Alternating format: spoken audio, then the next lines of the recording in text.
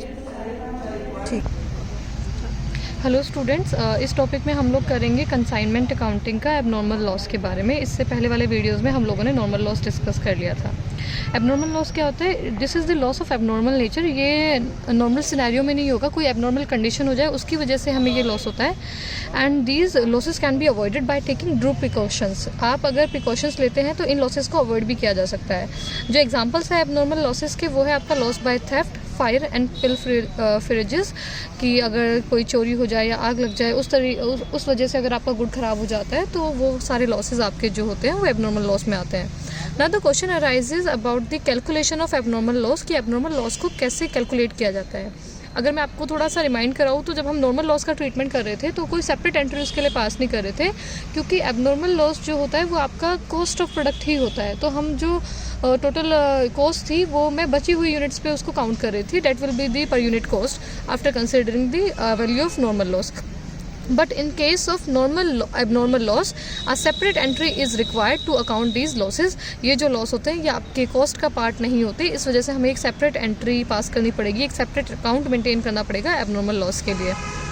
It is calculated on the basis of original cost of good plus the proportionate share of non-recurring expenses incurred prior to such loss. कैसे calculate करेंगे? जो भी original cost होती है आपकी goods की वो, और उसके साथ में आपको प्लस करना है proportionate share of non recurring expenses incurred prior to such loss. उस लॉस के होने से पहले तक जो भी नॉन रिकरिंग एक्सपेंस उस पर्टिकुलर गुड्स पे लगे हैं उसका प्रोपोर्शनेट शेयर हमें क्या करना है, उसमें ऐड करना है। तो सिर्फ कॉस्ट नहीं लेनी, नॉन रिकरिंग एक्सपेंस भी लेने हैं, जैसे कि हम क्लोजिंग स्टॉक के वैल्यूएशन में लेते हैं। लेकिन एक बात यहाँ ध्यान रखने वाली है कि आपको सिर्फ वही नॉन रिकरिंग एक्सपेंस लेने हैं जो उस लॉस से पहले तक उस पे हमने इनकर किए हैं। ओके, 3 अकाउंटिंग एंट्रीज मैं यहाँ पर बताऊंगी जो हमें एबनॉर्मल लॉस के सिनेरियो में करनी है।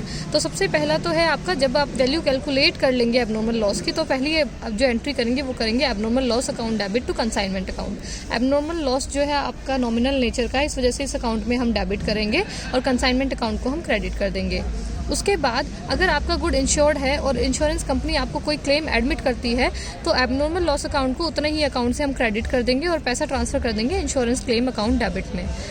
उसके बाद अगर जो इंश्योरेंस क्लेम का अमाउंट है वो या तो कम होगा आपका एबनॉर्मल लॉस के अमाउंट से या ज़्यादा होगा। अगर वो पैसा कम है, इंश्योरेंस क्लेम का जो पैसा है वो आपके टोटल लॉस अमाउंट से कम है, तो जो बचा हुआ लॉस है उसको आप क्या करते हैं, P&L अकाउंट में डेबिट साइड ट्रांसफर कर देते हैं। So the third entry which is required for the transfer of balance of abnormal loss to profit and loss account, तो हम क्या करेंगे, profit and loss account debit to abnormal loss account. जब आप consignment accounting की books maintain करते हैं तो वहाँ आपको पता है आप जो 3-4 बुक्स मेंटेन करते हो, consignment account, goods and on consignment account, stock on consignment account and the consignee account. तो साथ ही अगर एबनॉर्मल लॉस का क्वेश्चन है तो आपको एक और अकाउंट मेंटेन करना पड़ता है, that is abnormal loss account. Okay, अब एक एग्जांपल के थ्रू हम इसका अकाउंटिंग ट्रीटमेंट समझ लेते हैं। फॉर ये जो एग्जांपल है ये है इलस्ट्रेशन नंबर 9 आपकी बुक से। यहाँ पे आपका जो कंसाइनर है डी, वो गुड्स कंसाइन करता है बी को, उसने 100 पैकेट्स को कंसाइन किया है जिनकी जो कॉस्ट थी पर यूनिट वो है 300। कंसाइनर ने पे किया है 500 rupees towards freight and insurance. उसके बाद आपको इन्फॉर्मेशन गिवन है कि 15 packets were destroyed in transit. तो ये जो है आपका एबनॉर्मल लॉस है। यहाँ पे क्लियरली नहीं लिखा है कि बाय थेफ्ट ये लॉस हुआ है या बाय फायर हुआ है, तो आप शेयर देख लेंगे कि टोटल गुड्स का कितना शेयर लॉस हो गया है। तो 15% इज़ कंसिडरेबल अमाउंट, तो इसे हम एबनॉर्मल लॉस में लेंगे। और जो कंसाइनी है फिर बचे हुए पैकेट्स की डिलीवरी लेता है, तो बचे हुए पैकेट्स कितने हैं, तो 100 पैकेट्स में से 15 अगर आपके डिस्ट्रॉय हो गए ट्रांजिट में तो जो बचे हुए पैकेट है डेट इज़ 85 की डिलीवरी लेते हुए उन्होंने जो पे किया है उसके बाद वो पे किया है 700 रुपीज़ का गोडाउन रेंट एंड 1700 रुपये की क्लियरिंग चार्जेस। ओके, तो अब हमें इस क्वेश्चन में 2 चीज़ें कैलकुलेट करनी है। फर्स्ट है आपका वैल्यूएशन ऑफ एबनॉर्मल लॉस और दूसरा है आपका calculation of value of okay, तो 2 चीज़ें हमें जो कैलकुलेट करनी है, वैल्यूएशन ऑफ एबनॉर्मल लॉस। सबसे पहले आप देखिए जो एबनॉर्मल लॉस हुआ था वो कितनी यूनिट्स का हुआ था, 15 यूनिट्स का।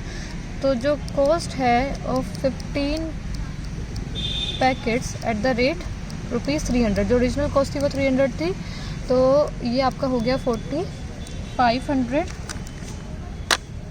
उसके बाद हमें इसमें ऐड करने हैं proportionate share of non recurring expense. तो मैंने क्या बोला था, जब हम एबनॉर्मल लॉस का एवेल्यूएशन करेंगे तो आपको सिर्फ वही proportionate share of non recurring expense add करने हैं जो उस लॉस के होने से पहले तक हुआ है। तो डिलीवरी के बाद इन्होंने जो पे किया ये हम नहीं देखेंगे, रास्ते में जो हुआ उससे पहले सिर्फ फ्राइट पे किया गया था 500 रुपीज़ का, तो सिर्फ 500 रुपीज़ को हमें ऐड करना है। लेकिन सारा ऐड नहीं करेंगे क्योंकि ये 500 कितने यूनिट्स पर लगा है, ये 500 लगा है टोटल 100 यूनिट्स पे, और एबनॉर्मल लॉस हुआ है 15 यूनिट्स का।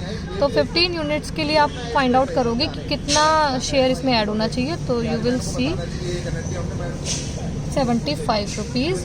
तो this is the value of the abnormal loss 4575। तो जो फर्स्ट आपकी जर्नल एंट्री थी that is abnormal loss account debit to consignment account. तो कंसाइनमेंट अकाउंट को आप क्रेडिट करेंगे बाय एबनॉर्मल लॉस लिख करके 4575 के लिए, और एबनॉर्मल लॉस अकाउंट में आप डेबिट करेंगे टू कंसाइनमेंट अकाउंट लिख के 4575 के लिए।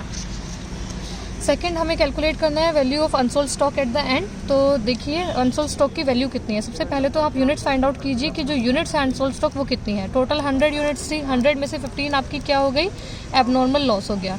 तो जो बची हुई यूनिट्स कंसाइनी ने रिसीव की डेट इज़ 85। 85 में से कितना उन्होंने सेल किया, तो इसकी इन्फॉर्मेशन आपको क्वेश्चन में गिवन है that they have sold 70 packets.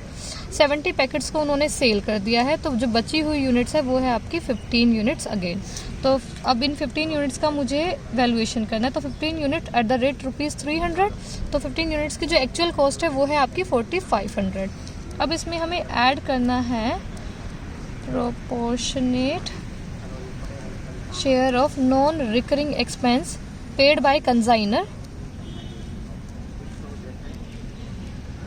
Consignor ने जो पे किया था आप जानते हैं कितना पे किया था, 500 रुपीज़, और उसने पे किया था 100 यूनिट्स के लिए। तो डिवाइडेड बाय 100 करेंगे ताकि आपका पर यूनिट पता लग जाए, और आपको निकालना है कितने के लिए, 15 के लिए। तो ये आ गया आपका 75 तो ये ऐड करना है। लेकिन अनसोल्ड स्टॉक में आपको जो कंसाइनी ने पे किए वो खर्चे भी जोड़ने हैं। तो हम इसमें ऐड कर देंगे proportionate share of non recurring expenses. Full form आप एग्जाम में यूज़ नहीं कीजिएगा। पेड बाय कंसाइनी ने देखिए दो चीज़ें पे की थी, गोडाउन का रेंट और आपके 1700 जो है वो क्लियरिंग चार्जेस। तो गोडाउन का रेंट आपका रिकरिंग एक्सपेंस है, इसे हम नहीं चार्ज करेंगे, सिर्फ क्लियरिंग चार्जेस को चार्ज करेंगे, क्योंकि क्लियरिंग चार्जेस एक ही बार आपने पे किया होगा जब आपने गुड्स को वहाँ से क्लियर कराया होगा। तो 1700 रुपये पे किया, तो 1700 रुपये तो उन्होंने पूरे गुड्स के लिए किया। अब पूरे गुड्स कितने थे, कंसाइनी ने रिसीव किए थे 85 गुड्स। तो ये 1700 रुपये जो पे किया वो 85 रुपीज़ के 85 यूनिट्स के लिए पे किया। तो डिवाइडेड बाय 85 ताकि पर यूनिट आ जाए, और जितने यूनिट्स के लिए फाइंड आउट करना चाहिए उसके मल्टीप्लाई कर देंगे। तो you will get 1700 divided by 85 multiply by 15, you will get 300। तो इनको अब हम क्या कर देंगे, ऐड कर देंगे। That will be the value of unsold stock 4875। ये आपकी वैल्यू हो जाएगी ऑफ